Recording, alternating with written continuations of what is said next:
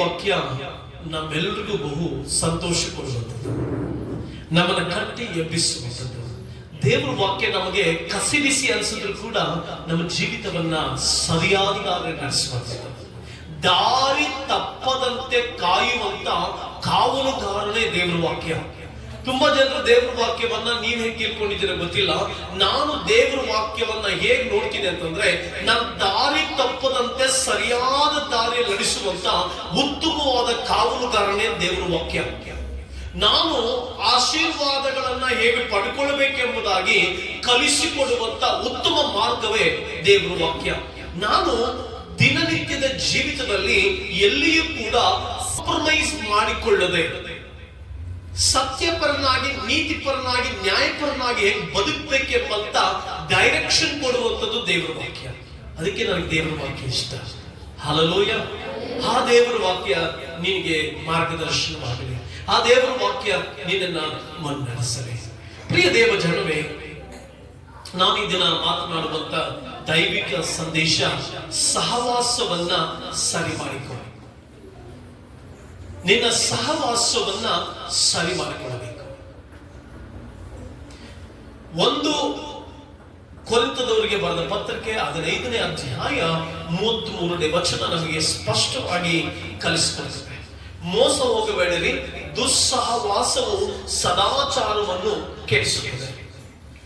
Bad company will corrupt good moral. Bad companion, bad associate will corrupt good character. ದುಸ್ಸಹವಾಸವು ಸದಾಚಾರವನ್ನ ಕೆಡಿಸುತ್ತದೆ. ಇವತ್ತಿನ ದಿನಗಳಲ್ಲಿ ದೇವರ ವಾಕ್ಯ ನಮಗೆ ಸ್ಪಷ್ಟವಾಗಿ ಬೋಧಿಸ್ತಾ ಇದೆ. ಅಪೊಸ್ತಲನಾದಂತ ಪೌಲನು ಬರಿತಾ ಇದ್ದಾನೆ. ಆ 1 ಕೊರಿಂಥದವರಿಗೆ ಬರೆದಂತ ಆ ಒಂದು ಪುಸ್ತಕದಲ್ಲಿ ಕೊರಿಂಥ ಸಭೆಗೆ ಬರಿತಾ ಇದ್ದಾನೆ. ಕೊರಿಂಥ ಸಭೆಯಲ್ಲಿ ಅನೇಕ ಗಲಿಬಿಲಿಗಳಿತ್ತು, ಅನೇಕ ಹೋರಾಟಗಳಿತ್ತು, ಅನೇಕ ಸುಳ್ಳು ಬೋಧಕರುಗಳಿದ್ರು, ಅನೇಕ ತಪ್ಪಾದ ಬೋಧನೆಗಳ ಪ್ರಸಂಗಿಸುವಂತವರಿದ್ರು. ಇಂಥವರ ಮಧ್ಯದಲ್ಲಿ ಪೌಲನು ಬರಿತಾ ಇದ್ದಾನೆ, ದುಸ್ಸಹವಾಸವು ಸದಾಚಾರವನ್ನ ಕೆಡಿಸುತ್ತದೆ. The bad company will corrupt good moral, good character. ದೇವರ ಮಕ್ಕಳಾದಂತ ನಾವುಗಳು ಇವತ್ತು ಒಳ್ಳೆಯ ಗುಣಗಳಲ್ಲಿ ವಾಸಿಸ್ತಾ ಇದ್ದೇವಾ? ಒಳ್ಳೆಯ ಮೌಲ್ಯಗಳಲ್ಲಿ ವಾಸಿಸ್ತಾ ಇದ್ದೇವಾ ಅಥವಾ ಇಲ್ಲವಾ? ನಾವು ಭಾನುವಾರ ಬರ್ತೇವೆ, ಆಶೀರ್ವಾದದ ಪ್ರಸಂಗಗಳ ಕೇಳಿಸ್ಕೊಳ್ತೇವೆ. ರೈಟ್, ಆಶೀರ್ವಾದಗಳು ಕ್ರಿಸ್ತ ಯೇಸುವಿನ ಮೂಲಕವಾಗಿ ನಮಗೆ ಹೇರಳವಾಗಿ ಕೊಡಲ್ಪಟ್ಟಿದೆ. ಆಶೀರ್ವಾದಗಳು ಬರೋದು ಯಾವುದರಿಂದ ಅಂತಂದ್ರೆ, ನಮ್ಮ ಜೀವಿತದಲ್ಲಿ ಯೇಸುವಿನ ರಕ್ತದ ಮೂಲಕವಾಗಿ ಆಶೀರ್ವಾದ ಬಂದೇ ಬರುತ್ತೆ. But moral life and character, it's very important while we are traveling in this world. ಈ ಲೋಕದಲ್ಲಿ ನಾವು ಪ್ರಯಾಣಿಸುತ್ತಿರುವಾಗ ಅತ್ಯಮೂಲ್ಯವಾಗಿ ಬೇಕಾಗಿರುವಂತದ್ದು ಗುಣಗಳು. ಮನೆಯಲ್ಲಿ ಮಾವನಿರ್ತಾನೆ ಅಥವಾ ತಂದೆ ಇರ್ತಾನೆ, ಆತನು ಅನಾರೋಗ್ಯದಲ್ಲಿ ಬಿದ್ದುಕೊಂಡಿರ್ತಾನೆ. ಅನಾರೋಗ್ಯದಲ್ಲಿ ಬಿದ್ದುಕೊಂಡಿದ್ದಾಗ ಆ ವ್ಯಕ್ತಿಗೆ ಬೇಕಾಗಿರೋದು ಆಶೀರ್ವಾದ ಅಲ್ಲ, ಗುಣ.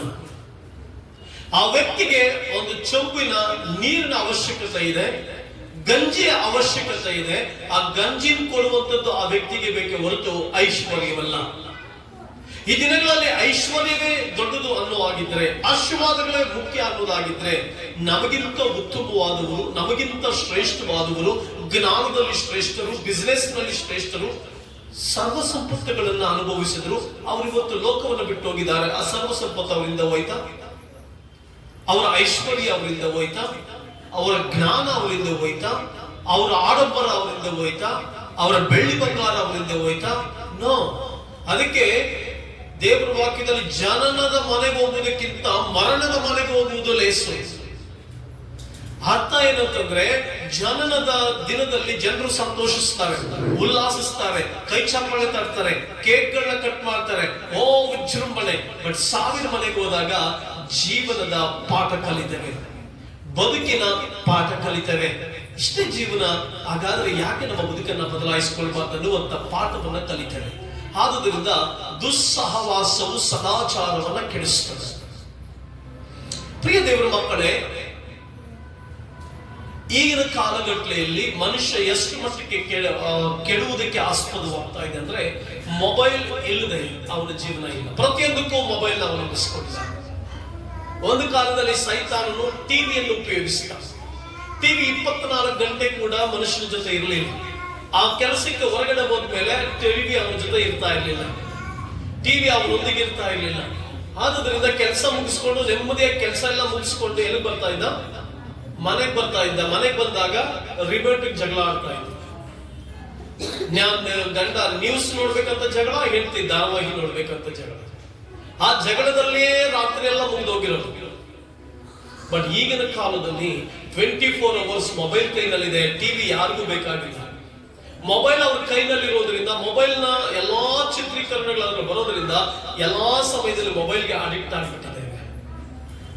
ಮೊಬೈಲ್ಗೆ ಅಡಿಕ್ಟ್ ಆಗಿ ಜೀವಿಸ್ತಾ ಇರೋದ್ರಿಂದ ಎಷ್ಟೋ ಜನರ ಸದಾಚಾರ ಕೆಟ್ಟು ಹೋಗ್ತಾ ಇದೆ. ಕೆಲವು ಹಳೆ ಕಾಲದ ಜನರ ಸದಾಚಾರ ಹೆಂಗ್ ಕೆಡ್ತಾ ಇದೆ ಅಂದ್ರೆ, 10 ಜನರು ಕೂತ್ಕೊಂಡು ಮಾತಾಡೋ ಜಾಗದಲ್ಲಿ ಮಾತನಾಡ್ಲಿಕ್ಕೆ ಆರಂಭಿಸಿದ್ರೆ ಸದಾಚಾರ ಕೆಟ್ಟು ಹೋಗುತ್ತೆ. ಸದಾಚಾರವನ್ನ ಕೆಡಿಸ್ಕೊಳ್ತಾ ಇದೆಯೋ, ಸದಾಚಾರವನ್ನ ಉಳಿಸ್ಕೊಳ್ತಾ ಇದೆಯೋ? ನಿನ್ನ ಮೌಲ್ಯಗಳನ್ನ, ಗುಣಗಳನ್ನ ಉಳಿಸ್ಕೊಳ್ತಾ ಇದೆಯೋ, ಕೆಡಿಸ್ಕೊಳ್ತಾ ಇದೆಯೋ? ಪ್ರಿಯ ಸಹೋದರ ಸಹೋದರಿ, ದಿ ಪವರ್ ಆಫ್ ಇನ್ಫ್ಲುಯೆನ್ಸ್. ಸದಾಚಾರ ಮತ್ತೆ ದುರಾಚಾರ. ಇವತ್ತಿನ ದಿನ ವಿಶ್ವಾಸಿಗಳು ಸದಾಚಾರಿಗಳಾಗಿ ಬದುಕಬೇಕಾಗಿತ್ತು. ಒಳ್ಳೆಯ ವ್ಯಕ್ತಿತ್ವವುಳ್ಳವರ ಜನರಾಗಿ ಬದುಕಬೇಕಾಗಿತ್ತು. ಒಳ್ಳೆಯ ಗುಣಗಳುಳ್ಳವರಾಗಿ ಬದುಕಬೇಕಾಗಿತ್ತು. ಬಟ್ ದುಸ್ಸಹವಾಸವು ಸದಾಚಾರವನ್ನ ಕೆಡಿಸ್ತದೆ. ಅದರ ಅರ್ಥ, ನಿನ್ನ ಸಹವಾಸ ಯಾರೊಂದಿಗೆ ಹೇಗಿದೆ?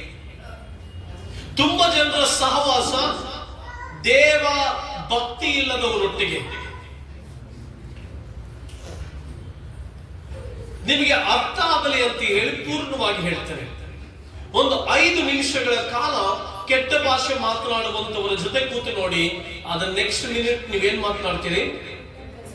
ಏನ್ ಬರುತ್ತೆ ಬಾಯಿನಲ್ಲಿ? 10 ನಿಮಿಷಗಳ ಕಾಲ ಮತ್ತೊಬ್ಬ ಗಂಡನ ತಪ್ಪುಗಳ ಬಗ್ಗೆ ಮಾತನಾಡುವಂತ ಸ್ತ್ರೀ ಜೊತೆ ಕೂತ್ಕೊಂಡು ನೋಡಿ, ನೆಕ್ಸ್ಟ್ ನಿಮಿಷ ಏನಾಗುತ್ತೆ? ನಿನ್ನ ಗಂಡನ ಬಗ್ಗೆ ತಪ್ಪು ಮಾತನಾಡುವುದಕ್ಕೆ ನೀನ್ ಏನಾಗ್ತೀಯ? ಮಾರ್ಪಡ್ತೀಯ. ಇನ್ನೊಬ್ಬ ಸಂಸಾರದ ಬಗ್ಗೆ 10 ನಿಮಿಷಗಳ ಕಾಲ ಒಂದು ಕಡೆ ಕೂತು ಮಾತಾಡಿ ನೋಡು, ಆಗ ನಿನ್ನ ಮಾತೆಲ್ಲ ಯಾವ ರೀತಿಯಾಗಿ ಬದಲಾಗುತ್ತೆ? ದುಸ್ಸಹವಾಸವು ಸದಾಚಾರವನ್ನು ಕೆಡಿಸುತ್ತದೆ ಅನ್ನೋದ್ರ ಬಗ್ಗೆ ನಿಮಗೆ ಮಾಹಿತಿ ಕೊಡ್ತಾ ಇದ್ದೇನೆ. ಕಾಲೇಜಿನಲ್ಲಿ 10 ಜನ ಹೆಣ್ಣು ಮಕ್ಕಳ ಜೊತೆ ನೀನು ಅಸಭ್ಯವಾದಂತ ರೀತಿಯಲ್ಲಿ ಮಾತಾಡಿ ನೋಡು, ಆ 10 ನಿಮಿಷಗಳ ಕಾಲ ಆದ್ಮೇಲೆ ತಿರುಗಿ ನನ್ನ ಜೊತೆ ಹೋಗ್ಬೇಕು, ತಿರುಗಿ ನನ್ನ ಜೊತೆ ಮಾತನಾಡ್ಬೇಕು. ಎಷ್ಟು ಇಂಪ್ ಆಗಿದೆ, ಎಷ್ಟು ಸೂಪರ್ ಆಗಿ ಮಾತಾಡ್ತಾ ಇದ್ದಾರೆ ಅವರು. ಯಾಕಂದ್ರೆ ಬಿಕಾಸ್ ದ ಬ್ಯಾಡ್ ಕಂಪನಿ. ಈ ಲೋಕದಲ್ಲಿ ನೀನು ಎಲ್ಲೇ ಜೀವಿಸ್ತಾ ಇರ್ಬೋದು, ನಿನ್ನ ಫ್ರೆಂಡ್ಸ್ ಜೊತೆ ದೇವರಿಲ್ಲ, ಚರ್ಚ್ಗೆ ಹೋಗೋದು ಬೇಡ, ಬಿಸಿ ಬಿಸಿ ಬಿಸಿ ಬಿಸಿ, ನಾನು ಫುಲ್ ಬಿಸಿ ಅನ್ಕೊಂಡೇ ಇರು. 10 ನಿಮಿಷಗಳ ಕಾಲ ಸಾಕು, ಜಾಸ್ತಿ ಹೊತ್ತು ಬೇಡ. ನಾನು ಬಿಸಿ ಬಿಸಿ ಬಿಸಿ ಅಂತ ಕುತ್ಕೋ. ಯಾರು ಚರ್ಚ್ಗೆ ಹೋಗಕ್ಕಾಗಲ್ಲ, ಬಿಸಿ ಜಾಸ್ತಿ ಇದ್ದೀನಿ, ಪ್ರೇಯರ್ ಮಾಡ್ಲಿಕ್ಕೆ ಆಗಲ್ಲ, ಬಿಸಿ ಜಾಸ್ತಿ ಇದ್ದೀನಿ ಅನ್ಕೊಳ್ಳಿ. ಇನ್ನು ನೆಕ್ಸ್ಟ್ 10 ನಿಮಿಷದಲ್ಲಿ ನಿನ್ಗೆ ಏನ್ ಅನ್ಸುತ್ತೆ ಗೊತ್ತಾ? ಈ ದೇಹ ಏನ್ ಹೇಳ್ತೆ ಗೊತ್ತಾ? ಮಲ್ಕೋ, ಮಲ್ಕೋ, ಪ್ರೇಯರ್ ಏನಕ್ಕೆ ಮಾಡ್ತೀಯ? ಮಲ್ಕೋ, ಬೈಬಲ್ ಅಲ್ಲಿ ಓದ್ತೀಯ? ಮಲ್ಕೋ. ಸಭೆ ಬಗ್ಗೆ 10 ನಿಮಿಷ ಯಾರಾದ್ರೂ ತಪ್ಪು ಮಾತಾಡೋದ್ರ ಬಗ್ಗೆ ಕುತ್ಕೊಂಡು ನೋಡು. 10 ನಿಮಿಷ ಆದ್ಮೇಲೆ ಹೌದು ಚರ್ಚ್ ಹಿಂಗೇನೋ, ಹೌದು ಸಭೆ ಹಿಂಗೇನೋ, ಹೌದೇನೋ, ಹಾಗೇನೋ, ಹೀಗೇನೋ, ತಿರುಗಿ ಮತ್ತೆ ನೀನು ರೀಕಾಲ್ ಮಾಡ್ಕೊಳ್ಳೋದಕ್ಕೆ ಬಹಳ ಕಷ್ಟ. ದುಸ್ಸಹವಾಸವು ಸದಾಚಾರವನ್ನು ಕೆಡಿಸ್ತದೆ. 10 ನಿಮಿಷಗಳ ಕಾಲ ಎಲೆಕ್ಟ್ ಹಾಕೋರ್ ಜೊತೆ ಕೂತ್ಕೋ, ನಿನ್ ಗಮನ ಎಲ್ಲಿ ಸೆಳೆಯುತ್ತೆ ಗೊತ್ತಾ? 10 ನಿಮಿಷಗಳ ಕಾಲ ಬಿಡಿಸೋದ್ರ ಜೊತೆ ಕೂತ್ಕೋ, ನೆಕ್ಸ್ಟ್ ನಿಮ್ಗೆ ಏನ್ ಅನ್ಸುತ್ತೆ ಗೊತ್ತಾ? ನಾನು ಬಿಟ್ಟು ಬಂದಿದ್ದನ್ನ ತಿರುಗಿ ಸೇರ್ಬೇಕು ಅನ್ಸುತ್ತೆ. ದುಸ್ಸಹವಾಸವು ಸದಾಚಾರವನ್ನು ಕೆಡಿಸುತ್ತೆ. 5 ನಿಮಿಷ ಒಂದು ಫಿಲಂ ನೋಡ್ತಾ ಕೂತ್ಕೋ, ಇನ್ನೊಂದು 50 ನಿಮಿಷ ನಿನ್ಗೆ ಏನ್ ನೋಡ್ಬೇಕು ಅನ್ಸುತ್ತೆ? 50 ನಿಮಿಷ ಏನ್ ನೋಡ್ಬೇಕು ಅನ್ಸುತ್ತೆ?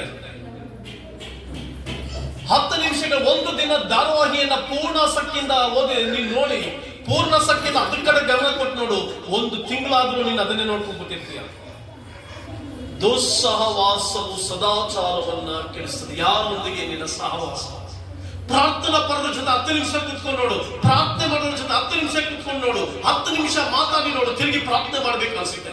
ಬೈಬಲ್ ಓದೋದ್ರ ಜೊತೆ 10 ನಿಮಿಷ ಕುತ್ಕೊಂಡು ನೋಡು, ಅವ್ರು ಬೈಬಲ್ ಓದ್ತಾ ನಿನ್ಗೂ ಬೈಬಲ್ ಓದ್ಬೇಕು ಅನ್ಸುತ್ತೆ. ಸ್ತುತಿ ಮಾಡಿ ಆರಾಧಿಸುವ ಜೊತೆ 10 ನಿಮಿಷ ಕುತ್ಕೊ ಆರಾಧಿಸುವುದು ನೋಡಿ, ನಾನು ಆರಾಧಿಸಬೇಕು ಅನ್ಸುತ್ತೆ. ದುಸ್ಸಹವಾಸವು ಸದಾಚಾರವನ್ನು ಕೆಡಿಸುತ್ತದೆ. 10 ನಿಮಿಷಗಳ ಕಾಲ ಜೋಕ್ ಮಾಡುವಂತವ್ರ ಜೊತೆ ಕುತ್ಕೊಂಡು ನೋಡು, ತಲೆ ಬುಡ ಇಲ್ಲದೆ ಇರುವಂತ ತಮಾಷೆ ನಗುತ್ತಾ 10 ನಿಮಿಷಗಳ ಕಾಲ ನಗಿಲಿ. ನೆಕ್ಸ್ಟ್ ನಿಮ್ಗೆ ಏನ್ ಅನ್ಸುತ್ತೆ ಗೊತ್ತಾ? ಅವ್ರ ಹತ್ರ ಒಂದು ಜೋಕ್ ಮಾಡ್ತಾರೆ, ಅವ್ರ ಹತ್ರ ನಾವು ತಿರುಗಿ ತಮಾಷೆ ಕೇಳಿಸ್ಕೊಂಡು ತಿರುಗಿ ಹೋಗಿ ನಗಿಸ್ತಾ ಇರ್ತೀವಿ ತಮಾಷೆ. ಕುಚೋದ್ದೆ ಮಾಡೋದ್ರ ಜೊತೆ ಸ್ವಲ್ಪ ಹೊತ್ತು ಕುತ್ಕೊಂಡು ನೋಡು, ನಿನಗೂ ಕುಚೋದ್ದೆ ಮಾಡ್ಬೇಕು ಅನ್ಸುತ್ತೆ. ಮೋಸ ಮಾಡೋದ್ರ ಜೊತೆ 10 ನಿಮಿಷ ಕುತ್ಕೊಂಡು ನೋಡು, ನಾನು ದುಡ್ಡು ಮಾಡ್ಬೇಕು, ಮೋಸ ಮಾಡೋದು ಹೆಂಗೆ ಅಂತ ಕಲಿತೀಯ. ಆದುದರಿಂದ ಸದಾಚಾರವನ್ನ ಕಲಿ. ಸದಾಚಾರ ಮಾಡಿಕೊಂಡಾಗ ನಿನ್ನ ಸಹವಾಸ ಬಹಳ ಪ್ರಾಮುಖ್ಯ. Your company is very important. ಎಷ್ಟು ಜನರು ನೀವು ಯಾಕೆ ಒಂದು ಲೋಕದಲ್ಲಿರುವಂತಹ ವಿಶ್ವಾಸಿಗಳು ಕೆಟ್ಟೋಗ್ತಾ ಇದ್ದಾರೆ, ಚರ್ಚ್ಗಳಲ್ಲಿ ವಿಶ್ವಾಸಿಗಳು ಯಾಕೆ ಕೆಟ್ಟೋಗ್ತಾ ಇದ್ದಾರೆ? ಯಾಕಂದ್ರೆ ಅವರ ಸಹವಾಸ ದೋಷ ಅಂತೀವಲ್ಲ. ಒಂದು ಗಾದೆ ಹೇಳ್ತೀವಿ, ಸಂಸಾರಿ ಜೊತೆ ಸೇರಿ ಸನ್ಯಾಸಿ ಕೆಟ್ಟ ಅಂತ ಏನೋ ಒಂದು ಮಾತು ಹೇಳ್ತೀವಿ. ನೀನ್ ಯಾರ ಜೊತೆ ಹೆಚ್ಚು ಸಂಪರ್ಕ ಮಾಡಿಕೊಂಡು ಕೂತ್ಕೊಳ್ತೀಯೋ ನಿನ್ನ ಸದಾಚಾರ, ನಿನ್ನ ಕ್ಯಾರೆಕ್ಟರ್ ಕೆಟ್ಟು ಹೋಗುತ್ತೆ. ಯಾವ ಫ್ರೆಂಡ್ಸ್ ಇಲ್ಲದೆ ಹೋದ್ರೂ ಪರವಾಗಿಲ್ಲ, ಬೈಬಲ್ ಫ್ರೆಂಡ್ಸ್. ನನ್ನ ಯೌವನ ಪ್ರಾಯದಲ್ಲಿ ನನಗೆ ಯಾವಾಗ್ಲೂ ಕೂಡ ಒಂದು ಪ್ರಾರ್ಥನೆ ಮಾಡ್ತಿದ್ದೆ, ಸ್ವಾಮಿ ನನಗೆ ಉತ್ತಮವಾದ ಸ್ನೇಹಿತರು ಕೊಡು. ನಾನು ಎಲ್ಲವನ್ನ ಹೇಳ್ಕೊಳ್ಳುವಂತ ಒಬ್ಬ ಸ್ನೇಹಿತ ನನಗೆ ಸಿಗ್ಬೇಕು. ಯಾರು ಸಿಗ್ಲೇ ಇಲ್ಲ. ಯಾಕೆ ಸಿಗ್ಲಿಲ್ಲ ಅಂತಂದ್ರೆ, ಯಾವುದೇ ಫ್ರೆಂಡ್ಸ್ ನನ್ನ ಹತ್ರ ಜೋಕ್ ಮಾಡಕ್ ಬಂದ್ರು, ಇನ್ನೊಂದು ಮಾಡಕ್ ಬಂದ್ರು, ದೇವ್ರ ವಾಕ್ಯ. ಯಾರ ವಾಕ್ಯಮ್ಮ? ದೇವ್ರ ವಾಕ್ಯ. ಅಪಾಸಿಗಾರನು, ಕುಚೋದ್ಯಗಾರನು ನೀತಿವಂತರು ಎನಿಸಿಕೊಳ್ಳೋದಕ್ಕೆ ಸಾಧ್ಯನಾ? ನೀನ್ ಯಾರೊಂದಿಗೆ ಹೆಚ್ಚು ಮೆಸೇಜ್ ಮಾಡ್ತೀಯೋ ಅವರಂತೆ ನೀನ್ ಮಾಡ್ಕೊ. ಯಾರೊಂದಿಗೆ ಹೆಚ್ಚು ಸಂಪರ್ಕ ಇಟ್ಕೊಳ್ತೀಯೋ ಅವರಂಗೆ ನೀನ್ ಆಗೋದು. ಯಾರೊಟ್ಟಿಗೆ ಹೆಚ್ಚು ಮಾತನಾಡ್ತೀಯೋ ಅವರ ಹಾಗೆ ನೀನ್ ಆಗೋದು. ಆದುದರಿಂದ ದೇವರ ವಾಕ್ಯದಲ್ಲಿ ಜೀವಿಸ್ತಾ ಇರುವಂತವರು, ಪ್ರಾರ್ಥನಾ ಪರರು, ಆರಾಧನಾ ಪರರು, ಡೂಪ್ಲಿಕೇಟ್ ಆರಾಧನಾ ಪರರಲ್ಲ, ಡೂಪ್ಲಿಕೇಟ್ ಸ್ತುತಿ ಮಾಡುವಂತವರಲ್ಲ, ಸಜ್ಜನರಾಗಿರುವಂತವರು, ವಾಕ್ಯಾನುಸಾರವಾಗಿ ನಡೆಯುವಂತವರು, ಒಳ್ಳೆಯ ಸಭ್ಯತೆ ಸಂಸ್ಕಾರಗಳು ಹೊಂದಿರುವಂತವ್ರ ಜೊತೆ ಇದ್ರೆ ನೀನು ಕೂಡ ಹಾಗೆ ಮಾರ್ಪಡ್ತೀಯ. ಕಾಲೇಜಲ್ಲಿ ಉತ್ತಮ ಸ್ನೇಹಿತರನ್ನ, ಸ್ಕೂಲ್ಗಳಲ್ಲಿ ಉತ್ತಮ ಸ್ನೇಹಿತರನ್ನ ನೀನು ಎಷ್ಟು ನಿನ್ನ ಹತ್ತಿರಕ್ಕೆ ಸೇರಿಸ್ಕೊಳ್ತೀಯೋ ಆ ರೀತಿ ಮಾರ್ಪಡ್ತೀಯ. ಪ್ರಿಯ ದೇವರ ಮಕ್ಕಳೇ, ನೀನು ಯಾರಿಗೂ ಇನ್ಫ್ಲೂಯೆನ್ಸ್ ಆಗಬಾರ್ದು. ಬೈಬಲ್ ಇಂದ ಇನ್ಫ್ಲೂಯೆನ್ಸ್ ಆಗಿದೆ. ಬೈಬಲ್ ಇಂದ ಇನ್ಫ್ಲೂಯೆನ್ಸ್ ಆಗಬೇಕು. ದೇವರ ವಾಕ್ಯದಿಂದ ನೀನು ಇನ್ಫ್ಲೂಯೆನ್ಸ್ ಆಗ್ತೀಯ. ದೇವರ ವಾಕ್ಯ ನಿನ್ನನ್ನು ಬದಲಾಯಿಸಬೇಕು. ದೇವರ ವಾಕ್ಯದಂತೆ ನಿನ್ನ ಬದುಕಿರಬೇಕು. ಯಾರು ನಿನ್ನನ್ನು ಇನ್ಫ್ಲೂಯೆನ್ಸ್ ಮಾಡ್ತಾ ಇದ್ದಾರೆ? ಯಾವ ವ್ಯಕ್ತಿಗಳು ನಿನ್ನನ್ನು ಇನ್ಫ್ಲೂಯೆನ್ಸ್ ಮಾಡ್ತಾ ಇದ್ದಾರೆ? ನನ್ನ ಜೀವನದಲ್ಲಿ ದೇವರ ಸೇವಕನಾದಂತ ನನ್ನ ಬದುಕಿನಲ್ಲಿ ಅನೇಕ ಜನರ ಜೊತೆ ಒಡನಾಟ ಇಟ್ಕೊಳ್ತೇನೆ. ಬಟ್ ನಾನು ನೋಡಿದ ಮಟ್ಟಿಗೆ ನಾನು ಎಷ್ಟೋ ಸಾರಿ ಅನೇಕ ಜನರ ಜೊತೆ ಪ್ರಯಾಣ ಮಾಡಿದ್ದೇನೆ. ನೀನ್ ಕೋಪಿಷ್ಟ ಜೊತೆ ಜಾಸ್ತಿ ಪ್ರಯಾಣ ಮಾಡಿ ನೋಡು, ನೀನ್ ಕೋಪಿಷ್ಟನಾಗಿ ಮಾರ್ಪಡ್ತೀಯ. ನೀನ್ ಸುಳ್ಳು ಹೇಳುವ ಜೊತೆ ಜಾಸ್ತಿ ಪ್ರಯಾಣ ಮಾಡು, ಸುಳ್ಳು ಹೇಳುವನಾಗಿ ಮಾರ್ಪಡ್ತೀಯ. ಅನುಮಾನಾಸ್ಪದವಾಗಿ ಯೋಚಿಸುವಂತವಳ ಜೊತೆ ಪ್ರಯಾಣ ಮಾಡಿ ನೋಡು, ನಿನಗೆ ಆಟೋಮೆಟಿಕ್ ಅನುಮಾನ ಅನ್ನೋದು ಬಂದೇ ಬರುತ್ತೆ. ಅದೇ ಪ್ರಾರ್ಥಿಸುವಂತ ಪ್ರಾರ್ಥನಾ ಪರ, ದೇವರೊಂದಿಗೆ ನಡೆಯುವಂತವರ ಜೊತೆ ಪ್ರಯಾಣ, ವಾಕ್ಯಾನುಸಾರವಾಗಿ ನಡೆಯುವಂತವರ ಜೊತೆ ಪ್ರಯಾಣ. ಯಾರ ಜೊತೆ ನಿನ್ ಪ್ರಯಾಣ, ಯಾರ ಜೊತೆ ನಿನ್ ಸಹವಾಸ, ಕಾಲೇಜಿನಲ್ಲಿ ಯಾರ ಜೊತೆ, ಕ್ಲಾಸ್ನಲ್ಲಿ ಯಾರ ಜೊತೆ ನಡೀತೀಯೋ ಅದೇ ನಿನ್ನ ಬದುಕು. The danger of bad company. ತಪ್ಪಾದಂತ ವ್ಯಕ್ತಿಗಳ ಜೊತೆ ನೀನು ನಡೆಯುವಾಗ, ತಪ್ಪಾದಂತ ಜನರ ಜೊತೆ ನೀನು ನಡೆಯುವಾಗ, ತಪ್ಪಾದಂತ ಸ್ನೇಹಿತರ ಜೊತೆ ನೀನು ನಡೆಯುವಾಗ ತಪ್ಪಾದಂತ ವ್ಯಕ್ತಿತ್ವಗಳ ಜೊತೆ ನೀನು ನಡೆಯುವಾಗ, ತಪ್ಪಾದಂತ ಜನರ ಜೊತೆ ನೀನು ನಡೆಯುವಾಗ, ತಪ್ಪಾದಂತ ಬೋಧನೆಗಳ ಮಧ್ಯದಲ್ಲಿ ನಡೆಯುವಾಗ ಯು ವಿಲ್ ಸಫರ್. ನೀನು ಸಮಸ್ಯೆಯನ್ನ ಅನುಭವಿಸ್ತೀಯ. ಸಂಸೋನ ಪ್ರತಿಷ್ಠಿತನು. ಸಂಸೋನ ದೇವರಿಂದ ಪ್ರತಿಷ್ಠೆಯುಳ್ಳವನು. ಸಂಸೋನ ದೇವರಿಗಾಗಿ ಬದುಕಬೇಕಾಗಿದ್ದವನು. ಸಂಸೋನ ಪವಿತ್ರಾತ್ಮನ ಅಧೀನದಲ್ಲಿ ಬದುಕ್ತಾ ಇರಬೇಕಾಗಿದ್ದಂಥವನು. ಸಂಸೋನ ತಿಮ್ನಾವೂರಿಗೆ ಹೋಗಿ ದೆಲೀಲಳನ್ನ ಕಂಡ. ದೆಲೀಲಳನ್ನ ಕಂಡದ್ದು ಮಾತ್ರ ಅಲ್ಲ, ತನ್ನ ಸತ್ಯವನ್ನ ಹೇಳ್ಕೊಂಡ. ನನ್ನ ಮೇಲೆ ಕತ್ರಿ ಬರಲಿಲ್ಲ, ಕತ್ರಿ ಬಂದ ದಿನವೇ ನಾನು ಪ್ರತಿಷ್ಠಿತೆಯಿಂದ ಹೊರಗಡೆ ಬರ್ತೇನೆ ಅಂತ ಸತ್ಯವನ್ನ ಹೇಳ್ಬಿಟ್ಟ. ಎಷ್ಟೋ ಜನರು ನಮ್ಮ ಜೀವನದಲ್ಲಿ ತುಂಬಾ ಅವಿವೇಕಿಗಳಾಗಿ ನಡ್ಕೊಳ್ತೇವೆ.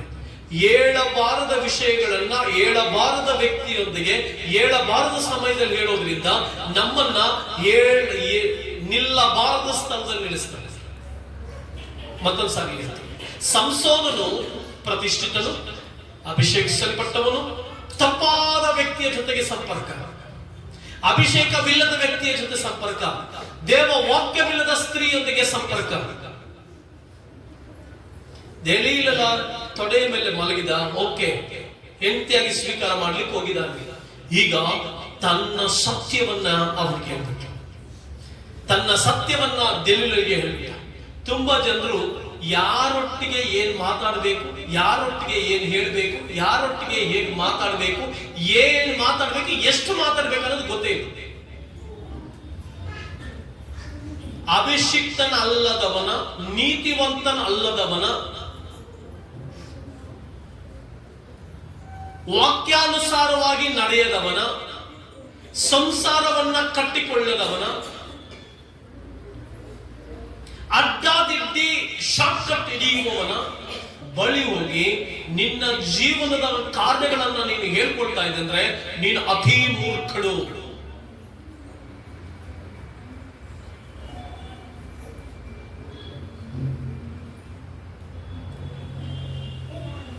ದಾವೀದನು ಅಭಿಷೇಕ್ತನು. ದಾವೀದನು ದೇವರಿಂದ ಅಭಿಷೇಕಿಸಲ್ಪಟ್ಟವನು.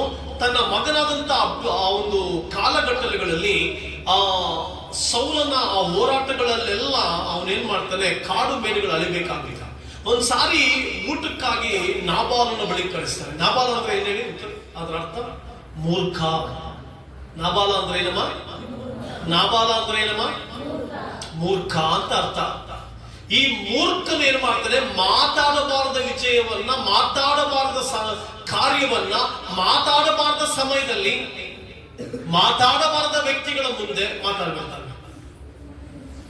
ಆಗ ದಾವೀದನು ಬರುವಾಗ ದಾವೀದನೇ ದಂಡೆತ್ತಿ ಬರಬೇಕು. ಆಗ ನಾಬಾಲನು ಉಸಿರು ನಿಂತು ಸತ್ತು. ಎಷ್ಟೋ ಸ್ತ್ರೀಯರು ನೀವು ನಿಮ್ಮ ಸಂಸಾರದ ವಿಚಾರಗಳನ್ನ, ನಿಮ್ಮ ಸಂಸಾರದ ಸಂಗತಿಗಳನ್ನ ಹೇಳಿಕೊಳ್ಳಬೇಕಾದಂತ ವ್ಯಕ್ತಿ ಹತ್ರ ಹೇಳ್ಕೊಳ್ಬೇಕು. ಹೇಳಿಕೊಳ್ಳಬೇಕಾಗಿದ್ದಂತ ತಂದೆ ತಾಯಿಗಳು, ಆತ್ಮಿಕ ತಂದೆ ತಾಯಿಗಳ ಬಳಿ ಹೇಳಿ ಪ್ರಾರ್ಥಿಸಬೇಕು. ಆದ್ರೆ ಹೇಳಬಾರದ ವ್ಯಕ್ತಿಯ ಮುಂದೆ ಹೇಳಬಾರದ ಸಂಗತಿಯನ್ನ, ಹೇಳಬಾರದ ಕಾರ್ಯವನ್ನ, ಹೇಳಬಾರದ ಸಮಯದಲ್ಲಿ ನೀನು ಹೇಳ್ಕೊಳ್ಳೋದ್ರಿಂದ ನಿನ್ನ ಜೀವಿತದಲ್ಲಿ ಸಮಸ್ಯೆಗಳು ಜಾಸ್ತಿ. Be very careful. ಸಂಸೋನನು ದೆಲೀಲಳಿಗೆ ಹೇಳ್ಬೇಕಾದಂತ ವಿಚಾರವೇ ಅಲ್ಲ, ತನ್ನ ಪ್ರತಿಷ್ಠೆಯ ಬಗ್ಗೆ ಹೇಳ್ಬಿಟ್ಟ. ನೀನ್ ಯಾರ ಹತ್ರ ಏನ್ ಹೇಳ್ಕೊಳ್ತಾ ಇದೀಯ? ನನ್ನ ಜೀವನದಲ್ಲಿ ನನ್ನ ಬೈಬಲ್ ಮೂಲಕ ಕಲ್ತಿದ್ದೇನೆ ಗೊತ್ತಾ? ಕೆಲವು ಸಂಗತಿಗಳನ್ನ, ಕೆಲವು ವಿಚಾರಗಳನ್ನ ಎಂಥದ್ದೇ ಆಗಿರಲಿ, ಹೇಳಬೇಕಾದ ಸಮಯದಲ್ಲಿ ಹೇಳಬೇಕಾದದನ್ನ ಹೇಳಬೇಕು, ಹೇಳಬಾರದ ಸಮಯದಲ್ಲಿ ಹೇಳಬಾರದನ್ನ ಹೇಳಬಾರದು. Very careful. ಫ್ರೆಂಡ್ಸ್ ಹತ್ರ ಅಷ್ಟೇ, ಏನೋ ಹೇಳ್ಬಿಟ್ಟಿರ್ತೀವಿ, ಮತ್ತೊಂದೇನೋ ಸಮಸ್ಯೆ. ಸಂಸಾರ ಹಂಗೆ ಮಾಡ್ಕೊಂಡ, ಫಿಲಿಸ್ಟರು ಬಂದ್ರು, ಕಟ್ಟಾಯ್ತು, ಪ್ರತಿಷ್ಠೆ ಬಂತು. ಸಂಸೋನನು ತಪ್ಪಾದ ಸಹವಾಸ ಮಾಡಿದ.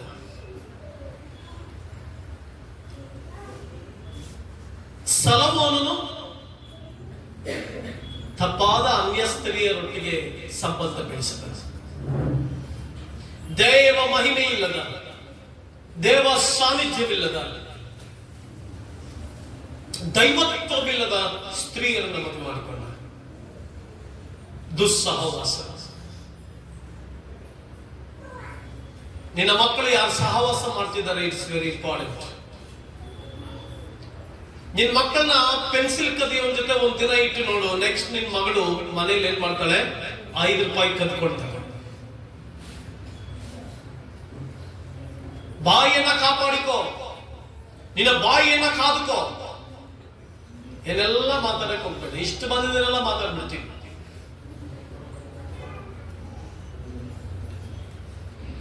ಸೊಲೊಮೋನನು ತಪ್ಪಾದ ದುಸ್ಸಹವಾಸವನ್ನು ಮಾಡಿದ. ಪೇತ್ರ ನೋಡಿ, ಪೇತ್ರ ಬಹಳ ಅದ್ಭುತವಾದ. ಪೇತ್ರ ಯೇಸು ಸ್ವಾಮಿ ನೋಡ್ಲಿಕ್ಕೆ ಹೋದ, ಶಿಲ್ಬೆಗೆ ಹಾಕ್ಲಿಕ್ಕೆ ಕರ್ಕೊಂಡು ಹೋಗ್ಬಿಟ್ಟಿದ್ದಾರೆ ಯೇಸು ಸ್ವಾಮಿಯನ್ನ. ಯೇಸು ಸ್ವಾಮಿ ಎಲ್ಲಿ ಕರ್ಕೊಂಡು ಹೋಗಿದ್ದಾರೆ, ಶಿಲ್ಬೆಗೆ ಹಾಕ್ಲಿಕ್ಕೆ ಕರ್ಕೊಂಡು ಹೋಗ್ಬಿಟ್ಟು ಪಿಲಾತನ ಆಸ್ಥಾನದಲ್ಲಿ ನಿಲ್ಲಿಸಿದ್ದಾರೆ. ಇಲ್ಲಿ ಪೇತ್ರ ಯಾರ ಜೊತೆ ಕೂತಿದ್ದಾನೆ, ಯೇಸುವನ್ನ ಅಲ್ಲಗಳೆದಂತ ಜನರ ಜೊತೆ ಕೂತಿದ್ದಾನೆ, ಯೇಸುವನ್ನ ಹಿಡ್ಕೊಡುವಂತವ್ರ ಜೊತೆ ಕೂತಿದ್ದಾನೆ, ಬೆಂಕಿ ಕಾಯಿಸ್ಕೊಳ್ತಾ ಇದ್ದಾನೆ. ಪೇತ್ರ ಎಂತವನು, ಅವನ ಹೆಸರು ಸೀಮೋನ ಪೇತ್ರನು. ಸೀಮೋನ ಅವನ ಹೆಸರು, ದೇವರು ಅವನಿಗೆ ಪೇತ್ರ ಅಂತ ಹೆಸರಿರ್ತಾರೆ, ಬಂಡೆ ಅಂತ ಕರೀತಾರೆ. ಅಂತ ಬಂಡೆ ಏನಾಗುತ್ತೆ ಗೊತ್ತಾ, ಯಾರ ಜೊತೆ ಕೂತ್ಕೊಂಡ, ಕ್ರಿಸ್ತನನ್ನ ಅಲ್ಲಗಳೆದ, ಕ್ರಿಸ್ತನನ್ನ ಶಿಲುಬೆಗೇರಿಸುವಂತ ಜನರ ಮಧ್ಯದಲ್ಲಿ ಕೂತು ಚಳಿ ಕಾಯಿಸ್ಕೊಳ್ತಾ ಇದ್ದಾನೆ. ಆಗ ಎಷ್ಟು ಅವನು ಅವರ ಜೊತೆ ಕೂತು ಅವರ ಸಹವಾಸ ಮಾಡಿದ್ನೋ, ಆಗ ನೆಕ್ಸ್ಟ್ ಜನ ಬಂದು ಕೇಳ್ತಾರೆ, ನೀನು ಯೇಸುವಿನ ಸಂಗಡ ಇದ್ದವನನ್ನು ಒಂದೊಂದು, ಹಾ ಇಲ್ಲ ಇಲ್ಲ ಇಲ್ಲ, ಯೇಸು ಯಾರೇ ಗೊತ್ತಿಲ್ಲ ಅಂತಿಲ್ಲ. ಯಾಕೆ, ಕೂತ್ಕೊಂಡಿದ್ದ ಜಾಗ ಯಾವುದು? ಇನ್ನು ಮಿಕ್ಕ ಅಪೊಸ್ತಲರೆಲ್ಲರೂ ಯಾರಾದ್ರು ಅಂದ್ರ ಇಲ್ಲ, ಅವರೆಲ್ಲರೂ ಎಲ್ಲಿದ್ರು, ಗುಂಪಾಗಿ ಒಂದ್ ಕಡೆ ಎಲ್ಲ ಕೂತಿದ್ರು, ಪ್ರೇಯರ್ ಮಾಡ್ಕೊಳ್ತಾ ಇದ್ರೆ ನಾವು ಎಲ್ಲ ಸೇರಿ. ಇವನು ಮಾತ್ರ ಬಂದು ಚಳಿ ಕಾಯಿಸ್ಕೊಳ್ತಾ ಇದ್ದಾನೆ, ಏನ್ ನಡೆಯುತ್ತೆ ನೋಡೋಣ ಅಂತ. ಯಾರ ಜೊತೆ ಕೂತ ಇವನು, ಯಾರ ಜೊತೆ ಕೂತಮ್ಮ? ಬಂಡೆಯಾದ ಪೇತ್ರ ಯಾರ ಜೊತೆ ಕೂತ? ಯೇಸುವಿಗೆ ಆಪ್ತ ಶಿಷ್ಯನಾಗಿದ್ದವನು ಎಲ್ಲಿ ಕೂತ? ಯೇಸುವಿನ ಸಂಗಡ ಆ ಪ್ರಕಾಶಮಾನವಾದ ಬೆಟ್ಟದಲ್ಲಿ ಯಾರ ಜೊತೆ ಕೂತ ಇವನು? ಯಾರ ಜೊತೆ ಕೂತಮ್ಮ? ಯೇಸುವನ್ನ ಅಲ್ಲಗಳ್ಳಿಯವರ ಜೊತೆ ಕೂತ. ನೆಕ್ಸ್ಟ್ ಮಿನಿಟ್ ಏನಾಯ್ತು? ನೆಕ್ಸ್ಟ್ ಏನಾಯ್ತು? ಇವನು ಏನಂದ, ಯೇಸುವನ್ನ, ಯೇಸು ಯಾರು ಗೊತ್ತಿಲ್ಲ ಅಂದ. ಕಾರಣ ಯಾಕೆ? ಅವನು ಕೂತಿದ್ದಲ್ಲಿ ಟ್ರಾನ್ಸ್ಫರ್. ಯಾರ ಜೊತೆ? Be careful, be careful. ಪ್ರಿಯ ದೇವರ ಮಕ್ಕಳ, ಪೇತ್ರನು ಯೇಸುವನ್ನ ಅಲ್ಲಗಳೆದವರ ಸಂಗಡ ಕೂತ. ಕೋಳಿ ಕೂಗುವುದಕ್ಕಿಂತ ಮುಂಚೆ ಯೇಸುವನ್ನ ಅಲ್ಲಗಳೆದ. ಯಾರ ಜೊತೆ ಕೂತಿದ್ದಿ? ಯಾರ ಜೊತೆ ಹೆಚ್ಚು ಸಂಪರ್ಕ? ಯಾರ ಜೊತೆ? ಅವರ ಹಾಗೆ ನೀನ್ ಮಾರ್ಪಡ್ತಿ. Be careful. ಆದ್ರೆ ಇದರಿಂದ ಹೊರಗಡೆ ಬರೋದು ಹೇಗೆ? ದುಸ್ಸಹವಾಸದಿಂದ ಹೊರಗಡೆ ಬರೋದು ಹೇಗೆ ನೋಡಿ. ಒಂದು ದಿನ ಫುಲ್ ಧಾರಾವಾಹಿ ನೋಡಿ, ನೆಕ್ಸ್ಟ್ ದಿನ ಏನು ಆಟೋಮೆಟಿಕ್ ಕೈ ಎಲ್ಲೋಗುತ್ತೆ? ಬೈಬಲ್ಗೆ ಹೋಗುತ್ತಾ, ಧಾರಾವಾಹಿ ಹೋಗುತ್ತಾ? ಎಲ್ಗೋಗುತ್ತಮ್ಮ? ಒಂದು ದಿನ ಚೆನ್ನಾಗಿ ಬಿಡಿ ಸೇದ್ರ ಜೊತೆ ಕೂತ್ಕೋ, ನೆಕ್ಸ್ಟ್ ಎಲ್ಲೋಗಿದ್ದ ಪಾಕೆಟ್ಗೆ ಒಂದು ಬಿಡಿ ಸೇದ್ರೆ ಏನಾಗಲ್ಲ ಅಂತ. ಜಾಸ್ತಿ ಮಾತಾಡೋದ್ರ ಜೊತೆ ಒಂದ್ ಸ್ವಲ್ಪ ಕೂತ್ಕೊಳ್ಳಿ, ಒಂದು ಅರ್ಧ ದಿನ ಕೂತ್ಕೊಳ್ಳಿ. ನೆಕ್ಸ್ಟ್ ಮನೆಗೂ ಅಡ್ಗೆ ಮಾಡ್ಬೇಕಾದ್ರು ಗಮನ ಸೆಳೀತಾ ಇರ್ತದೆ, ಗಮನ ಆಯ್ಸ್ ಕಾಣಿಸ್ತದಂತೆ. ಹೆಂಗ್ ಹೇಳ್ತಾ ಇರ್ತದೆ? ಬಾ, ಅವ್ರ ಜೊತೆ ಕೂತ್ಕೊಂಡು ಮಾತಾಡ್ಬಾ, ಅವ್ರ ಜೊತೆ ಕೂತ್ಕೊಂಡು ಮಾತಾಡ್ಬಾ, ಅವ್ರ ಜೊತೆ ಕೂತ್ಕೊಂಡು ಮಾತಾಡ್ಬಾ, ಎಳಿತಾ ಇರುತ್ತೆ. ಆದ್ರಿಂದ ನೀನು ಅದರಿಂದ ಹೊರಗಡೆ ಬರ್ಬೇಕಾದ್ರೆ ಏನ್ ಮಾಡ್ಬೇಕು? Choose friends who encourage your faith. ನಿನ್ನ ನಂಬಿಕೆಗೆ ಅನುಕೂಲ ಆಗುವಂತವರ ಜೊತೆ ಸಂಬಂಧ. ಯಾರ ಜೊತೆ ಸಂಬಂಧನ? ನಿನ್ನ ನಂಬಿಕೆ ಹೆಚ್ಚಾಗ್ತಾ ಇದೆಯಾ? ನೀನ್ ಯಾವುದ ವ್ಯಕ್ತಿ ಹತ್ರ ಮಾತನಾಡುವಾಗ ನಂಬಿಕೆ ಹೆಚ್ಚಾಗ್ತಾ ಇದೆ, ನಂಬಿಕೆ ಕುಂದು ಹೋಗ್ತಾ ಇದೆ. ನಂಬಿಕೆ ಜಾಸ್ತಿ ಆಗ್ತಾ ಇದೆ ಅಂದ್ರೆ ಆ ವ್ಯಕ್ತಿ ದೇವರ ಮನುಷ್ಯ, ದೇವರ ಮನುಷ್ಯರು, ಅವ್ರ ಜೊತೆ ಸಂಪರ್ಕ ಇಟ್ಕೋ. ಇನ್ನೂ ಏನೋ ಕೋಪ ಬರ್ತಾ ಇದೆ, ಬೇಜಾರಾಗ್ತಾ ಇದೆ ಅಂತಂದ್ರೆ ಆ ವ್ಯಕ್ತಿ ದೇವರ ಮನುಷ್ಯನಲ್ಲ, ದೇವರಲ್ಲಿ ಇಲ್ಲ. Faith is very important. Choose a good company and good friendship. That friendship should encourage your faith to grow in God's faith. ನಂಬಿಕೆಯಲ್ಲಿ ಬೆಳೆದು ದೇವರ ನಂಬಿಕೆಯಲ್ಲಿ ಬೆಳೆಯುವುದಕ್ಕಾಗಿ ನಿನ್ನ ಫ್ರೆಂಡ್ಶಿಪ್ ಅಂತ ಉತ್ತಮವಾದಂತಹ ಸ್ನೇಹಿತರ ಸಂಪರ್ಕವನ್ನು ಇಟ್ಕೊ. ಸ್ನೇಹಿತನು ತನ್ನ ಸ್ನೇಹಿತವನ್ನ ಕಬ್ಬಿಣವನ್ನು ಹೇಗೋ ಹಾಗೆಯೇ ತನ್ನ ಸ್ನೇಹಿತನ ಬುದ್ಧಿಯನ್ನು ಅರಿತ ಮಾಡ್ತಾರಂತೆ. ಏನ್ ಮಾಡ್ತಾನಮ್ಮ? ಅರಿತ ಮಾಡ್ತಾನೆ. Good friendship is very important. ದಾನಿಯೇಲ, ಶದ್ರಕ್, ಮೇಷಕ್, ಅಬೇದ್ನೆಗೋ ಈ 4 ಜನರು ಏನಾಗಿದ್ರಮ್ಮ? ಶದ್ರಕ್, ಮೇಷಕ್, ಅಬೇದ್ನೆಗೋ, ದಾನಿಯೇಲ ಏನಾಗಿದ್ರು? ಉತ್ತಮವಾದ ಸ್ನೇಹಿತರಾಗಿದ್ರು. ಅವರೆಲ್ಲ ಸೆರೆ ಹಿಡಿಯಲ್ಪಟ್ಟವರು. ಆದ್ರೆ ಇವರೆಲ್ಲರೂ ಏನ್ ಮಾಡ್ತಾ ಇದ್ರು ಅಂತ ಪ್ರಾರ್ಥನಾ ಪರರಾಗಿದ್ರು, ಆರಾಧಿಸುವಂತವರಾಗಿದ್ರು, ಉತ್ತಮವಾದನ್ನ ಮಾತಾಡಿಕೊಳ್ತಾ ಇದ್ರು, ಉತ್ತಮವಾದದ್ರ ಬಗ್ಗೆ ಯೋಚಿಸ್ತಾ ಇದ್ರು. ಆದ್ರಿಂದ ಅವರು ಸಿಂಹಾಸನದ ಮೇಲೆ ಕುಳಿತುಕೊಂಡ್ರು. ನೀನ್ ಯಾರ ಜೊತೆ ಮಾತಾಡ್ತೀಯಾ, ಯಾವ ಫ್ರೆಂಡ್ಶಿಪ್ ನಲ್ಲಿ ಹೋಗ್ತಾ ಇದೆ, ವೆರಿ ಇಂಪಾರ್ಟೆಂಟ್. ಕೆಳಗಡೆ ಹೋಗ್ತೀಯಾ, ಮೇಲೆ ಹೋಗ್ತಾ ಇದೆ. ನಿನ್ನ ನಂಬಿಕೆಯನ್ನ ಉದ್ಧಾರ ಮಾಡುವಂತ, ನಂಬಿಕೆಯನ್ನು ಬೆಳೆಸುವಂತ ಜನರ ಸಂಪರ್ಕ, ಅಂತವರ ವ್ಯಕ್ತಿತ್ವ, ಅಂತವರ ಸ್ನೇಹ ನಿಮಗಿರಲಿ. Choose stay rooted in God's word. ದೇವರ ವಾಕ್ಯದ ಆಳಕ್ಕೆ ಇಡಿ. ದೇವರ ವಾಕ್ಯವನ್ನು ಚೆನ್ನಾಗಿ ಸ್ಟಡಿ ಮಾಡಿ. ದೇವರ ವಾಕ್ಯವನ್ನ ಸ್ಟಡಿ ಮಾಡಿ. ಬೇರೆ ಬೇರೆ ಪುಸ್ತಕಗಳನ್ನ ಸ್ಟಡಿ ಮಾಡ್ತೀವಲ್ಲ, ಬೇರೆ ಬೇರೆ ಶಾಸ್ತ್ರಗಳನ್ನ ಸ್ಟಡಿ ಮಾಡ್ತೀವಲ್ಲ, ಬೇರೆ ಬೇರೆ ಪುಸ್ತಕಗಳು ಮಾತ್ರವಲ್ಲದೆ ಅನೇಕ ಸಬ್ಜೆಕ್ಟ್ಗಳನ್ನ ಸ್ಟಡಿ ಮಾಡ್ತೀವಲ್ಲ, ಅದೇ ರೀತಿಯಾಗಿ ನಿಮ್ಮ ಜೀವಿತದಲ್ಲಿ ದೇವರ ವಾಕ್ಯವನ್ನ ಸ್ಟಡಿ ಮಾಡಿ. ಯಾರ ವಾಕ್ಯ ಸ್ಟಡಿ ಮಾಡ್ಬೇಕಮ್ಮ? ಒಂದು ವಾಕ್ಯ ತೆಗೆದುಕೊಂಡು ಆ ವಾಕ್ಯ ಏನ್ ಹೇಳುತ್ತೆ, ಆ ವಾಕ್ಯದ ಆಳಕ್ಕೆ ನೀವು ಇಳಿಬೇಕು. ಸುಮ್ಮನೆ ಮೇಲೆ ದೇವರು ನನಗೇನೋ ಮಾತಾಡಿದ್ರು, ದೇವರು ನನಗೇನೋ ಮಾತಾಡಿದ್ರು, okay, very good, but study ಮಾಡಿ ವಾಕ್ಯದ ಆಳಕ್ಕಿಳಿ. ಕೇಳಿಸ್ಕೊ ಚೆನ್ನಾಗಿ ವಾಕ್ಯ. ಮೊಬೈಲ್ ಅಲ್ಲಿ ವಾಕ್ಯ ವಾಕ್ಯ ವಾಕ್ಯ ವಾಕ್ಯ. ಎಷ್ಟು ನೀನು ವಾಕ್ಯ ಕೇಳಿಸ್ಕೊಳ್ತೀವಿ, ವಾಕ್ಯದಂತೆ ಮಾರ್ಪಡ್ತೀಯ. ಎಷ್ಟು ವಾಕ್ಯದಂತೆ ಮಾರ್ಪಡ್ತೀಯೋ ಅದ್ಭುತಗಳು ತಾನಾಗಿ ನಡೆಯುತ್ತೆ. ವಾಕ್ಯದಲ್ಲಿ ಬೇರೂರಬೇಕು. ತುಂಬಾ ಜನರು ವಾಕ್ಯದಲ್ಲಿ ಇಲ್ಲ. ಗೊತ್ತಿಲ್ಲ, ನನ್ನ ಜೀವನದಲ್ಲಿ ದೇವರು ಪ್ರಸಂಗಿಸ್ತಾ ಇರುವಂತ ನನಗೆ 99% ನನ್ನ ಜೀವನದಲ್ಲಿ ಏನಾದ್ರೂ ನಡೀತಿರುವಾಗ ನನಗೆ ಸಡನ್ ಆಗಿ ಜ್ಞಾಪಕ ಬರೋದು ದೇವ್ರ ವಾಕ್ಯ. ದೇವ್ರ ವಾಕ್ಯ ಹಿಂಗೆ ಹೇಳುತ್ತೆ. But God's word, rooted in the God's word. ಎಲ್ಲ ಎಲ್ಲಿದೆ ಕೊಡಿ. Rooted in the God's word. ದೇವರ ವಾಕ್ಯದಲ್ಲಿ ಬೇರೂರಬೇಕು. ನಿನ್ ಜೀವನದಲ್ಲಿ ಪ್ರತಿಯೊಂದು ಕ್ಷಣ ದೇವರ ವಾಕ್ಯ ಹಿಂಗೆ ಹೇಳುತ್ತೆ, ನಾನು ಮಾಡೋದು ಸರಿನಾ? ದೇವ್ರ ವಾಕ್ಯ ಹಿಂಗೆ ಹೇಳುತ್ತೆ, ನಾನು ನಡ್ಕೊಳ್ಳೋದು ಸರಿನಾ? ದೇವ್ರ ವಾಕ್ಯ ಹಿಂಗೆ ಹೇಳುತ್ತೆ, ನಾನು ಆಡೋದು ಸರಿನಾ? ದೇವ್ರ ವಾಕ್ಯ ನಿನಗೆ ಅಡ್ಡ ಬೇಕು. ಸ್ತ್ರೀಗೂ ಪುರುಷನಿಗೆ ಇಬ್ಬರಿಗೂ. ಸೊ ದೇವರ ವಾಕ್ಯ ನಿನ್ ಜೀವಿತವಾಗಬೇಕು. ದೇವರ ವಾಕ್ಯದಲ್ಲಿ ಆಳವಾಗಿ ಬೇರೂರಬೇಕು. ಯವನಸ್ಥರು ದೇವರ ವಾಕ್ಯದಲ್ಲಿ ಬೇರೂರಬೇಕು. ಆದಿಕಾಂಡದ ಪ್ರಕಟಣೆವರೆಗೂ ಚೆನ್ನಾಗಿ ಓದಿ ಬೈಬಲ್. ನನಗೆ ಅರ್ಥ ಆಗ್ಲಿಲ್ಲ, ಹೌದು, ಒಂದ್ಸರಿ ನೀವು ಓದ್ತಾ ಇದ್ರೆ ಅರ್ಥ ಆಗುತ್ತೆ, ಗಮನ ಕೊಟ್ಟು. ಹೊಸ ಒಡಂಬಡಿಕೆಯನ್ನು ಚೆನ್ನಾಗಿ ಓದ್ರಿ. ಹೊಸ ಒಡಂಬಡಿಕೆಯಲ್ಲಿ ಅದ್ಭುತವಾಗಿ ಬಂದಿದೆ, ಹೇಗೆ ಜೀವನ ನಡೆಸಬೇಕು ಅನ್ನೋದ್ರ ಬಗ್ಗೆ ಬಂದಿದೆ. ಮಾತ್ರವಲ್ಲದೆ ಸೀಕ್ ಅಕೌಂಟಬಿಲಿಟಿ. ನೀನು ಯಾರ ಜೊತೆ ಜೀವನ ಮಾಡ್ತಾ ಇದೆಯಾ ಅನ್ನೋದ್ರ ಬಗ್ಗೆ ಸ್ವಲ್ಪ ಗಮನ. ಯಾವ ಸ್ನೇಹಿತರ ಜೊತೆ, ಯಾವ ಸ್ನೇಹಿತರ ಜೊತೆ, ಯಾವ ಕುಟುಂಬದ ಜೊತೆ, ಯಾವ ವ್ಯಕ್ತಿಯ ಜೊತೆ ನಿನ್ನ ಮಾತುಕತೆ ನಡೀತಾ ಇದೆ, ಬಿ ವೆರಿ ಕೇರ್ಫುಲ್.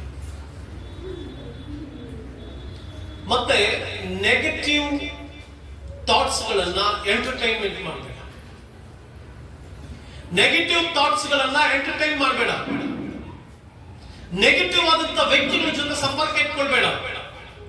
ನೆಗೆಟಿವ್ ಗುಣಗುಡ್ತಲೇ ಇರೋ ಜೊತೆ ಇರು, ಗುಣಗುಟ್ಟೋದಕ್ಕೆ ಆರಂಭಿಸ್ತೀಯ.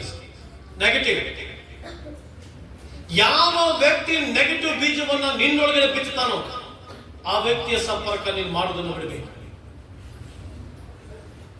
ಹಾಗಾಗಿ ಇದು ಬಹಳ ಕಷ್ಟ ಇದೆ. ಯಾಕಂದ್ರೆ ಸೈತಾನ್ ನಮ್ಮನ್ನ ಅಟ್ರಾಕ್ಟ್ ಮಾಡೋದೇ ಬಣ್ಣ ಬಣ್ಣದ ಮಾತುಗಳಿದೆ. ಹಿಂಗಂತೆ, ಹಾಗಂತೆ. ಸಾಮಾನ್ಯವಾಗಿ ನೋಡಿ, ಯಾವುದೋ ಒಂದು ವಿಚಾರ ತೆಗೆದುಕೊಳ್ಳಿ, ಒಂದು ಕೆಲಸದ ಜಾಗದಲ್ಲೇ ತೆಗೆದುಕೊಳ್ಳಿ. ಯಾರೋ ಒಬ್ಬ ಇರ್ತಾನೆ, ಸಡನ್ ಆಗಿ ಒಂದು 10 ಜನ ಸೇರ್ಕೊಂಡು ಆ ವ್ಯಕ್ತಿ ಹಿಂಗಂತೆ ಹಂಗಂತೆ ಮಾತನಾಡ್ತಾ ಕೂತ್ಕೊಳ್ಳಿ. ನೆಕ್ಸ್ಟ್ ದಿನ ನೀವು ಬಂದು ನೋಡಿದ್ರೆ ಆ ವ್ಯಕ್ತಿಯನ್ನ ಯಾವ ರೀತಿ ನೋಡ್ತೀರಿ?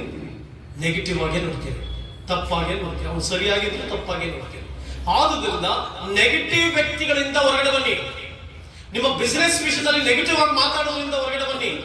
ಫ್ರೆಂಡ್ಶಿಪ್ ಸರ್ಕಲ್ ನಲ್ಲಿ ನೆಗೆಟಿವ್ ಆಗಿ ಮಾತಾಡುವಂತ ಜನರಿಂದ ಹೊರಗಡೆ ಬನ್ನಿ. ನಿಮ್ಮನ್ನ ಪುಷ್ ಮಾಡದೆ, ನಿಮ್ಮನ್ನ ಮೇಲ್ ತರೋದಕ್ಕಾಗದೆ, ನಿಮ್ಮ ಕುಟುಂಬವನ್ನ ಮೇಲ್ ತರೋದಕ್ಕಾಗದೆ ಇರುವಂತ ನೆಗೆಟಿವ್ ಥಾಟ್ಸ್ ಗಳಿಂದ ಹೊರಗಡೆ ಬನ್ನಿ. ಪಾಸಿಟಿವ್ ಆಗಿ ಬದುಕಿ, ಪಾಸಿಟಿವ್ ಆದಂತ ವಿಚಾರಗಳ ಬಗ್ಗೆ ತಿಳ್ಕೊಳ್ಳಿ, ದೈವತ್ವದ ಬಗ್ಗೆ ತಿಳ್ಕೊಳ್ಳಿ, ದೈವತ್ವದ ವಿಚಾರಗಳ ಬಗ್ಗೆ ತಿಳ್ಕೊಳ್ಳಿ, ವಾಕ್ಯದ ಅನುಸಾರವಾಗಿ ನಡೆಯೋದಕ್ಕೆ ತೀರ್ಮಾನ ತೆಗೆದುಕೊಳ್ಳಿ. ಪ್ರಿಯ ದೇವರ ಮಕ್ಕಳೇ, ನೆಗೆಟಿವ್ ವ್ಯಕ್ತಿತ್ವಗಳಿಂದ ಹೊರಗಡೆ ಬನ್ನಿ. ಆದುದರಿಂದ ಇವತ್ತು ನಾನು ಮಾತನಾಡಿದ್ದು ದುಸ್ಸಹವಾಸದಿಂದ ಹೊರಗಡೆ ಬನ್ನಿ.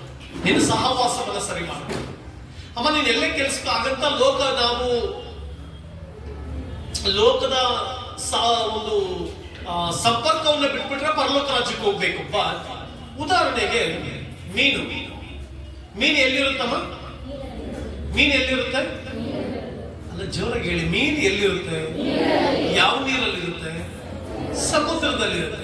ಸಮುದ್ರದ ನೀರೇ ಕುಡಿದಿದ್ದೀರಾ? ಯಾರಾದ್ರೂ ಸಮುದ್ರದ ನೀರು ಕುಡಿದಿದ್ದೀರಾ? ಆದ್ರೆ ನಮ್ಮ ಸಮುದ್ರಕ್ಕೆ ನೀರು ಹೋಗಿ ಕುಡಿದಿದ್ದೀವ? ಚಂದ್ರ ಬ್ರದರ್, ಹೆಂಗಿರುತ್ತೆ ಹೇಳಿ? ಉಪ್ಪು. ಸಮುದ್ರದ ನೀರು ಹೆಂಗಿರುತ್ತೆ? ಉಪ್ಪಾಗಿರುತ್ತೆ. ಆ ಉಪ್ಪಾಗಿರೋ ನೀರಲ್ಲಿ ಏನಿರುತ್ತೆ? ಮೀನಿರುತ್ತೆ. ಮೀನ್ನ ಮನೆ ತಗೊಂಬಂದು ಹಂಗೆ ಸಾಂಬಾರು ಮಾಡ್ಕೊಂಡು ತಿಂತೀವಿ, ಉಪ್ಪಾಗ್ತದೆ.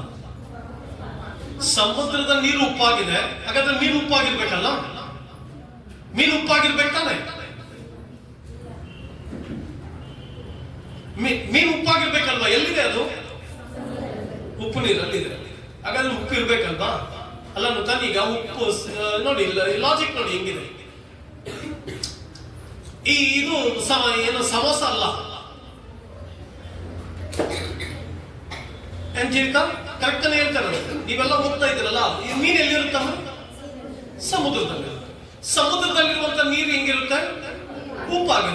ಉಪ್ಪಾಗಿರ್ಬೇಕಾದ್ರೆ ಅದ್ರಂತ ಮೀನು ಏನಾಗಿರ್ಬೇಕು?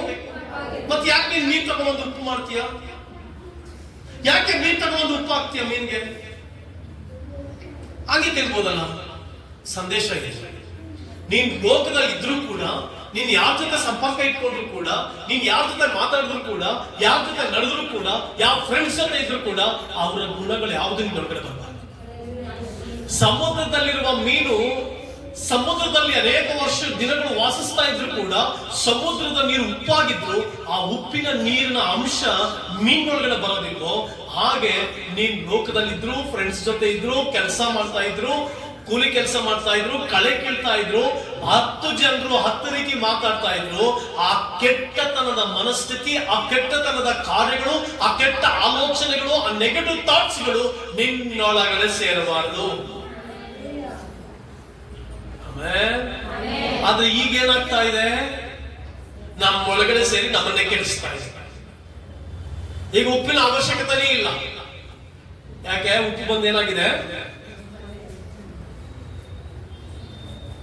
ಸೊ ಇದು ಮೀನು ನಮಗೆ ಕಲಿಸ್ಕೊಡುವಂತ ಪಾಠ. ದೇವ್ರ ಚಿತ್ತ ಇದ್ರೆ ಅವತ್ತಾದ್ರೂ ಮೀನಿನ ಬಗ್ಗೆ ಮಾತನಾಡ್ತೇವೆ. ಇನ್ನೊಂದು ವಾರ ದೇವ್ರ ಚಿತ್ರ ಇದ್ರೆ ಉಪ್ಪಿನ ಬಗ್ಗೆ ಮಾತನಾಡ್ತೇವೆ. ಹಲ್ಲೆಲೂಯಾ. ಲೋಕದಲ್ಲಿ ನಾವಿದ್ದರೂ ಲೋಕ ನಮ್ಮೊಳಗಡೆ ಇರಬಾರದು. ಲೋಕದ ಜನರ ಜೊತೆ ನಾವು ವಾಸಿಸ್ತಾ ಇದ್ರು ಕೂಡ ಲೋಕದವರ ಆಶಾಪಾಶಗಳು ನಮ್ಮ ಒಳಗಡೆ ಬರಬಾರದು. ಲೋಕದವರ ಇಚ್ಛಾಶಕ್ತಿಗಳು ನಮ್ಮ ಒಳಗಡೆ ಬರಬಾರದು. ಲೋಕದವರ ಆಲೋಚನೆಗಳು ನಮ್ಮ ಒಳಗಡೆ ಬರಬಾರದು. ಲೋಕದವರ ಆ ಜ್ಞಾನ ನಮ್ಮ ಒಳಗಡೆ ಬರಬಾರದು. ಕ್ರಿಸ್ತನೇ ನಮ್ಮಲ್ಲಿ ತುಂಬಿಕೊಳ್ಬೇಕು. ಕ್ರಿಸ್ತನೇ ನಮ್ಮಲ್ಲಿ ತುಂಬಿಕೊಳ್ಬೇಕು. ಆದುದರಿಂದ ದುಸ್ಸಹವಾಸವು ಸದಾಚಾರವನ್ನು ಕೆಡಿಸುತ್ತದೆ. ನೀನ್ ಕೆಡಿಸ್ಕೊಳ್ತಾ ಇದೀಯಾ? ಕಾಪಾಡ್ಕೊಳ್ತಾ ಇದೀಯ? ಎಷ್ಟು ಜನ ಕಾಪಾಡ್ಕೊಳ್ತಾ ಇದ್ದೀರಾ? Very good. ಕರ್ತನು ನಿಮ್ಮೊಂದಿಗೆ ಇರಲಿ. ಎಷ್ಟು ಜನ ಕೆಡಿಸ್ಕೊಳ್ತಾ ಇದ್ದೀರಾ? ದುಸ್ಸಹವಾಸವನ್ನು ಬಿಡಿ, ಸದಾಚಾರದ ವ್ಯಕ್ತಿಗಳ ಜೊತೆ ಇರಿ, ನೀವು ಸದಾಚಾರಿಗಳಾಗ್ತೀರಿ. ದೇವರು ಸಜ್ಜನರ ಸಹಾಯಕನು. ನೀನ್ ಯಾವಾಗ ಸದಾಚಾರಿಯಾಗಿ ನಡೀತೀಯೋ ನಿನ್ನ ಸಹಾಯಕ್ಕಾಗಿ ದೇವರು ಬರ್ತಾನೆ. ನಿನ್ನ ಸಹಾಯಕ್ಕಾಗಿ ದೇವರು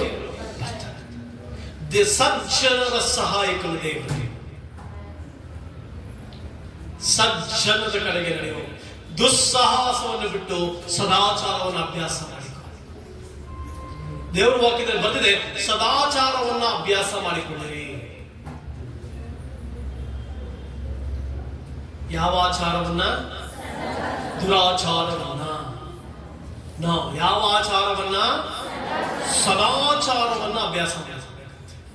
ಸದಾಚಾರಗಳಿಗೆ ದೇವರು ಸಹಾಯ.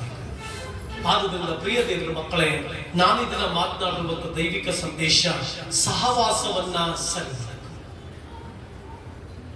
ಕುಡಿಯೋ ಜೊತೆ ಸೇರಿದ್ರೆ ಕುಡಿಯೋದಕ್ಕೆ ನಿನಗೂ ಮನಸ್ಸು ಬರುತ್ತೆ.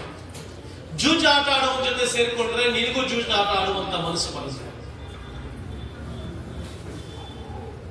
ಯಾರ ಜೊತೆ ನಿನ್ನ ಸಹವಾಸ, ಯಾರ ಜೊತೆ ನೀನು ನಡೀತಾ ಇದೀಯ, ನೀನ್ ಕೆಡಿಸುವಂತ ವ್ಯಕ್ತಿಗಳ ಜೊತೆ ನೀನು ಹೋದ್ರೆ ನೀನ್ ಕೆಟ್ಟೋಗ್ತೀಯ. ನಿನ್ನ ಉತ್ತಮ ಮಾರ್ಗದ ಜೊತೆ, ಜನರ ಜೊತೆ ನಡೆಸುವುದರಿಂದ ವ್ಯಕ್ತಿಗಳ ಜೊತೆ ನಿಂತ ಉತ್ತಮವಾದ ಮಾರ್ಗಕ್ಕೆ ನಡೆಯುತ್ತಾರೆ. Be careful. ನನಗೆ ಒಬ್ಬ ಸಹೋದರ ಗೊತ್ತು. ನನಗೆ ಫೋನ್ ಒಳ್ಳೆ ಕೆಲಸ ಮಾಡ್ತಾ ಇರುವಂತದ್ದು. ಅದು ಯಾವುದೋ ಒಂದು ಇದರಲ್ಲಿ ಹಣ ಹೂಡಿಕೆ ಮಾಡಕ್ ಹೋಗಿ ಸ್ವಲ್ಪ ಹಾಕಿದ್ರು ನೋಡಿ ಹೆಂಗ್ ಮೋಸ ಮಾಡ್ತಾರೆ. ಅದಕ್ಕೆ ಸದಾಚಾರವನ್ನು ಅಭ್ಯಾಸ ಮಾಡಿಕೋ, ದುಸ್ಸಹವಾಸ ಮಾಡಬೇಡ. ಆ ವ್ಯಕ್ತಿಗೆ ಯಾರೋ ಹೇಳಿದ್ರಂತೆ ಹಿಂಗ ಹಾಕಿ ದುಡ್ಡು ಹಾಕಿದ್ರೆ ಹೆಂಗ್ ತಗೊಳ್ಬಹುದು, ಹಿಂಗ ಹಾಕದೆ ಹೆಂಗ್ ತಗೊಳ್ಬಹುದು. ಹಿಂಗೆ ಮಾಡಿ ಹಾಕಿ ಮಾಡಿ ಹಾಕಿ ಮಾಡಿ ದೇವ್ರ ಮಗ ಎಷ್ಟೋ ಲಕ್ಷಗಳನ್ನ ಕಳ್ಕೊಂಡ. ಒಳ್ಳೆ ಕಂಪನಿಯಲ್ಲಿ ಕೆಲಸ, 89,000 ರೂಪಾಯಿ ಸಂಬಳ, ಆರಾಮಾಗಿ ಜೀವನ ಮಾಡಬಹುದಾಗಿತ್ತು. ಬಟ್ ಹಾಕಿ ತೆಗೆದು ಕೊನೆಗೆ ಒಂದೇ ಸಾರಿ ಕೆಳಗಡೆ ಬಿದ್ದರು. ದುಸ್ಸಹವಾಸ ಸದಾಚಾರವನ್ನು ಕೆಡಿಸುತ್ತದೆ. ಆದುದರಿಂದ ಸದಾಚಾರವನ್ನು ಅಭ್ಯಾಸ ಮಾಡಿಕೋ, ದೇವರು ನಿನ್ನೊಂದಿಗೆ ಇರ್ತಾರೆ, ದೇವರು ನೀನು ಆಶೀರ್ವದಿಸ್ತಾರೆ. ಆದುದರಿಂದ ಪ್ರಿಯ ದೇವರ ಮಕ್ಕಳೇ, ಸದಾಚಾರದ ಜೊತೆಗೆ ಅಭ್ಯಾಸ ಮಾಡಿಕೊಳ್ಳಿ, ಮುಂದೆ ಸಾಗಿ ಹೋಗಿ. ದೇವರು ನಿಮ್ಮೊಂದಿಗಿದ್ದು ನಿಮ್ಮನ್ನು ನಡೆಸ್ತಾನೆ. ಕರ್ತನ ಕೃಪೆ, ಆತನ ಸಾಧ್ಯತೆ ನಿಮ್ಮೊಟ್ಟಿಗಿರಲಿ. ಈ ವಾಕ್ಯಗಳ ಮೂಲಕ ದೇವರು ನಿಮ್ಮನ್ನು ಪ್ರಬಲಪಡಿಸಲಿ. ಮುಂದಿನ ದಿನಗಳಲ್ಲಿ ಸದಾಚಾರವನ್ನು ಅಭ್ಯಾಸ ಮಾಡಿಕೊಂಡು ಶ್ರೇಷ್ಠ ಆಶೀರ್ವಾದಗಳ ಕಡೆಗೆ ಸಾಗಿ ಹೋಗಿ ಕರ್ತನ ವಾಕ್ಯಗಳ ಮೂಲಕ ನಿಮ್ಮನ್ನು ಆಶೀರ್ವದಿಸಲಿ. ದೇವರ ಮಹಿಮೆ ನಿಮ್ಮೊಟ್ಟಿಗಿರಲಿ. ಘನವಾದಂತಹ ಕಾರ್ಯಗಳು ಜೀವಿತದಲ್ಲಿ ನಡೆಯಲಿ. God bless you.